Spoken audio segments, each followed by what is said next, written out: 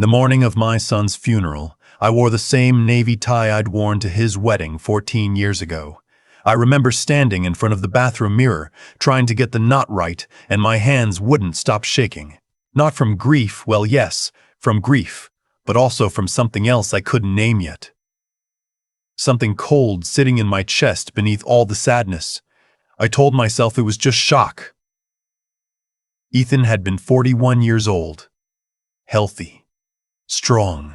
He'd been driving that road between the orchard and town for 20 years. Nobody dies on a road they know that well. Not by accident. But I pushed that thought down.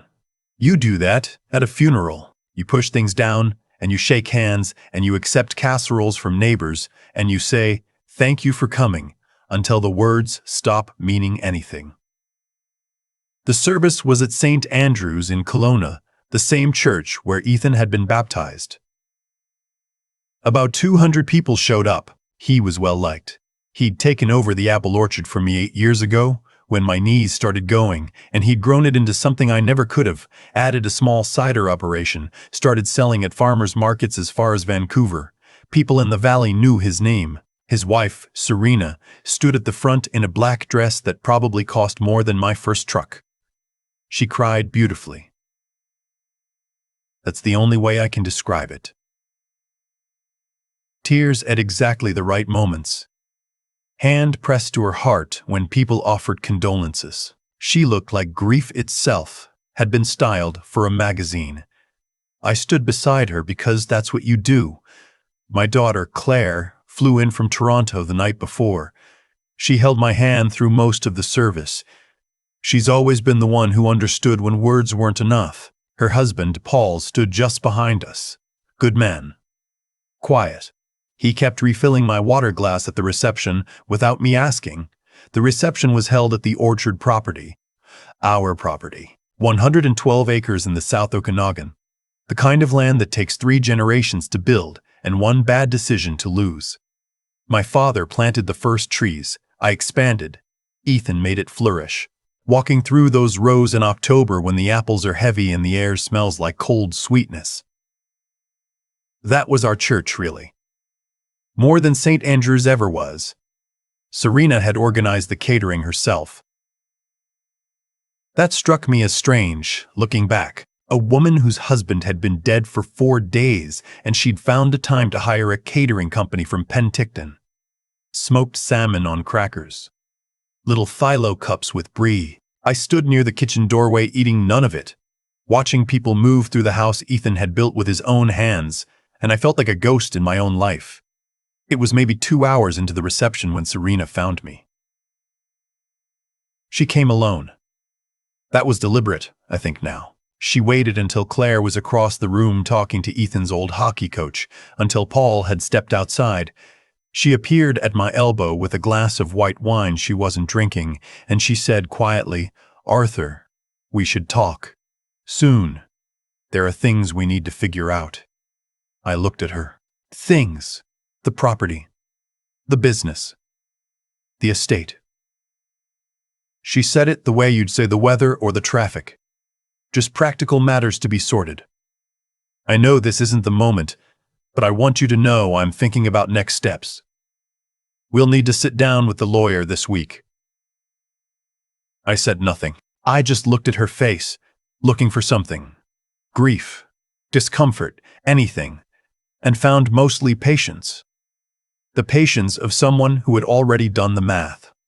Ethan wanted to make sure everything was handled properly, she added. As if she was speaking for him now. I nodded once. She touched my arm and moved away to accept a hug from someone else. My son had been in the ground for 6 hours. I barely slept that week. I told Claire I was fine, that I just needed time, and she believed me because she wanted to. She had to get back to her job, her kids.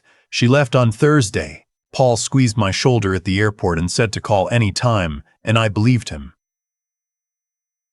The meeting with the lawyer, a man named Gerald Foss, whose office smelled like old carpet and printer ink, was on Friday. Serena arrived in a blazer. I wore whatever I'd put on that morning. Ethan had updated his will 2 years earlier, after they'd built the new processing facility. The orchard and the cider operation would pass jointly to Serena and to me, with the understanding that daily operations were hers to manage. There was a provision allowing either party to buy the other out at fair market value should either party wish to exit the partnership. Gerald explained this in the careful way lawyers do, where every sentence feels padded. When he finished, Serena opened a folder she'd brought with her. "I've had a preliminary valuation done," she said, sliding a document across the table. "I think the clean solution is for Arthur to accept the buyout. It would give him liquidity. He wouldn't need to worry about day-to-day operations at his age." She said, at his age, the way people say, bless his heart. A politeness that isn't polite at all. I looked at the number on the document. It was roughly 60% of what the land alone was worth, never mind the business. Gerald looked at me over his reading glasses. I think he was embarrassed. "I'll need some time to review this," I said. "Of course," Serena said, "but sooner is better. I've got decisions to make about the coming season." I drove home on the highway through the valley, the hills brown and gold in late November, the lake flat and silver below. I pulled over once in a gravel turnout near Summerland, and I sat there for about 15 minutes with the engine running, just looking at the water. I kept coming back to the road. Ethan knew that road. He'd driven it in ice, in rain, in fog. He wasn't a careless driver. He wasn't distracted. I'd seen his car in the tow yard the day after the accident. The insurance company required it, and the mechanic who'd done the intake had mentioned, offhandedly, that the brakes had been in poor condition. Poor condition. For a man who serviced that truck religiously every spring and fall, I'm not an emotional person. I was raised not to be, and 64 years of farming reinforces that tendency. But sitting in that gravel turnout, something shifted in me. The cold thing in my chest stopped feeling like grief and started feeling like clarity. I called an old friend that evening. His name is Raymond, and we've known each other since we were teenagers picking fruit for my father. He spent 30 years as an RCMP officer in the interior before he retired. I didn't tell him what I suspected. I just asked him casually whether brake failure in a relatively new truck was something that happened on its own or something that usually had a reason. He was quiet for a moment. "Depends on the brake line," he said. "Natural wear looks different from interference. Why?" "Just thinking," I said. Another pause. "Arthur, if you're thinking what I think you're thinking, you need to be careful about what you do next." "I know. And you need to not do it alone." I didn't sleep that night either. But it was a different kind of sleeplessness, not grief spinning in circles, but something focused. I went through what I knew. Ethan and Serena had been struggling. He'd told me so himself, about 8 months before he died. Nothing dramatic. He just said things had been tense. That she'd been spending money faster than the business was generating it. That they'd argued about bringing in a financial advisor. He seemed tired when he said it. The way people look when they've been carrying something for too long. 3 weeks after that conversation, Serena had suggested they take a trip to Portugal. Just the two of them. She'd seemed warmer when they got back. Ethan seemed relieved. I'd thought, good. They worked through it. Now I thought about it differently. I started paying attention to things I'd previously dismissed. The catering she'd organized within 4 days of his death. The valuation she'd already had prepared before we'd even met with Gerald. The blazer. The folder. The way she'd said at his age, with such practiced gentleness, this was not a woman in shock. This was a woman executing a plan. I did not confront her. I did not call Gerald and make accusations. I did not post anything online or tell my neighbors, or even call Claire, though there were moments. Long evenings in December when the orchard was quiet under snow, when I nearly picked up the phone. Instead, I called Raymond again. And this time I told him everything. He listened without interrupting. When I finished, he said, "I'm going to make a call. Don't touch the truck. Don't talk to Serena about the estate until you hear from me. And Arthur, don't sign anything." "I haven't." "Good." Keep not signing. Raymond had a contact in the RCMP's serious crime unit in Kelowna, a former colleague who'd moved up through the ranks. I don't know exactly what Raymond told him or how he framed it. I know only that 10 days later, a pair of investigators came to my door with careful faces and a lot of questions about Ethan's maintenance habits, his driving history, his relationship with Serena. I answered everything I could. I gave them the name of the mechanic at the tow yard. I gave them Ethan's service records, which I had copies of because he'd used my filing cabinet for years and never quite cleared it out. I gave them the conversation we'd had 8 months before his death, as accurately as I could remember it. Then I waited. Waiting is hard. Farming teaches you patience. You plant in spring and you don't eat until fall. But this was a different kind of waiting. Every time Serena's name came up on my phone, which was twice in January, I let it go to voicemail. She left messages about the estate, about needing to move forward, about the coming season. Her voice stayed level and reasonable. She was good at that. I called Gerald and told him I was not prepared to sign anything pending some personal matters I needed to resolve. He accepted that without asking what the matters were. I think he'd had his own suspicions. February came. The valley got a hard cold snap, the kind that worries apple growers. Too cold before the trees have hardened off properly. I spent 2 mornings walking the rows checking for frost damage, the kind of work that empties your mind in a useful way. The trees were fine. The old varieties are tough. I was in the barn sorting through some old equipment, things Ethan had meant to deal with before, when my phone rang. It was a number I didn't recognize. It was one of the investigators. She said they had completed their analysis of the vehicle. She said the findings had been forwarded to Crown Counsel for review. She said she couldn't share specifics, but that I should expect to hear more from them within the coming weeks. She thanked me for my cooperation. I sat down on an overturned crate in the barn. The smell of oil and dry wood around me. The sound of the wind against the metal roof. I sat there for a long time. 2 weeks later, Raymond called me before the news broke publicly. He told me what he could. The brake line on Ethan's truck had shown evidence of deliberate interference. Not the kind of wear that happens on gravel roads, but something more purposeful. There was also something about Serena's financial records, a life insurance policy she'd increased 18 months ago, and evidence found on a device recovered from the property. I won't pretend I felt triumph. I didn't. I felt something that doesn't have a simple name. Relief that I hadn't been wrong and wished that I had been. Grief that had been sitting on pause for months suddenly came forward again, harder than before, because now it had a shape. Now I knew what Ethan's last moments had meant to someone who should have loved him. I called Claire that night. I told her everything. There was a very long silence on the line, and then she started crying, and I let her cry for a while before I said anything. There wasn't much to say. Eventually, she said she was going to book a flight. I told her she didn't have to come right away. She came anyway. She was there by the weekend, and she sat in the kitchen while I made coffee the same way I always do, too strong with the old percolator Ethan always made fun of, and we just sat there for a while, not needing to fill the silence. That's the thing about real grief. It doesn't need an audience. The charges came down in March. I won't detail them here. It was in the local paper, and it was not pleasant reading.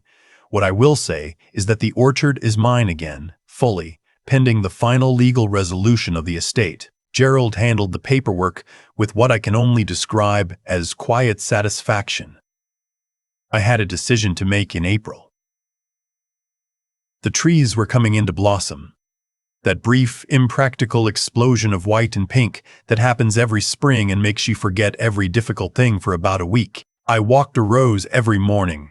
I thought about what to do with 112 acres and a cider operation and 64-year-old knees that weren't getting better. I thought about Ethan, the way he'd moved through these rows like he owned them. Because he did, because we'd made sure of that. The way he'd explained cider fermentation to me with the patience of a man teaching his father something new, because the roles had reversed by then and he didn't mind. I called the young man named Owen, who'd been Ethan's operations manager for 3 years. Steady, knowledgeable, Honest. I asked him if he'd be interested in a formal partnership arrangement, not a sale, not a buyout, but a genuine partnership, the kind where both people have skin in the game and both people answer to the land. He said yes before I'd finished the sentence. We signed the papers in May in Gerald's office that still smelled like old carpet. Owen brought his wife. I brought Raymond, who seemed pleased with himself in the way that people are when things work out the way they should. Some evenings now I sit on the back porch with a glass of Ethan's cider. Owen kept the recipe, slightly improved it, which I think Ethan would have respected, and I look at the hills going purple in the late light. The rows of trees steady and dark below them. 112 acres that belong to my family, and now to Owen's, in the way that land belongs to people who work it and love it and refuse to let it go. I am 64 years old. My knees are bad. I sleep better than I did in November. I don't know what justice feels like in the large sense. I know what it felt like to walk those rows in blossom season and know that Ethan's life had meant something that couldn't be bought out or signed away or erased. That what he built was still here. That the land remembered him even when people tried to make it forget. The trees were heavy this fall. Best yield in 6 years. I like to think he would have had something to say about that. People ask me sometimes, not directly, but in the way people circle around things they're curious about, whether I regret staying quiet for so long, whether I wish I'd confronted Serena at the reception or called the police the moment I saw that valuation document sitting in its clean folder. I understand why they ask. There's a version of this story where the right thing to do is to be loud about it immediately, to make sure everyone in the room knows what kind of person they're dealing with. But I've lived long enough to know that loudness and action aren't the same thing. What I learned, what this whole year pressed into me whether I wanted it to or not, is that the most powerful thing a person can do when they're being wronged is to stay clear-headed. Not cold, not numb, clear. There's a difference. Grief was still there. I'm not going to pretend I was some kind of steady machine walking through those orchard rows every morning. Some of those mornings were brutal. Some of them I stood between the trees in the November frost, and I talked to Ethan out loud like he could hear me, because I needed somewhere to put it all. But I didn't let the grief make my decisions. That's the thing I kept coming back to. Serena was counting on the grief making my decisions. She handed me that document 4 days after the funeral because she knew I was raw. Because she knew a man in that kind of pain might just sign something to make the pressure stop. And I almost did. There was a moment in Gerald's office where the easiest thing in the world would have been to take what she offered and walk away and try to grieve in peace. I think about what Ethan built on that land instead. I think about the fact that he drove that road for 20 years without incident. And I think about what it means that someone decided his life was worth less than a business calculation. When you hold those two things together, the smallness of the motive and the size of what it cost, something in you either breaks or it sharpens. I couldn't afford to break. Not yet. Not until I'd done what needed doing. What I keep coming back to, sitting on that porch with Owen's improved version of Ethan's cider, is that people reveal themselves through their choices. Serena made her choices. The document, the timing, the blazer, the folder. Every one of those choices was a brick in a wall she'd built around herself. And eventually that wall had a door, and the investigators found it. I made my choices too. Raymond. Patience. The service records in Ethan's filing cabinet that I never cleared out. Silence. Until the silence meant something. I'm not a wise man in any formal sense. I'm a farmer with bad knees who spent 40 years paying attention to the land. But land teaches you one thing. If it teaches you nothing else, what you put in is what comes back. Not always quickly. Not always in the way you expect it, but it comes back. Serena put greed and calculation and harm into the world. What came back to her was exactly proportional to that. Ethan put care and work and love into 112 acres of the South Okanagan. What came back from that is still standing. Still blossoming every April. Still heavy with fruit in October. Owen tends it now with the same seriousness Ethan would have wanted. Claire calls more than she used to. Raymond came by last month just to sit on the porch. That's what I have. That's what held.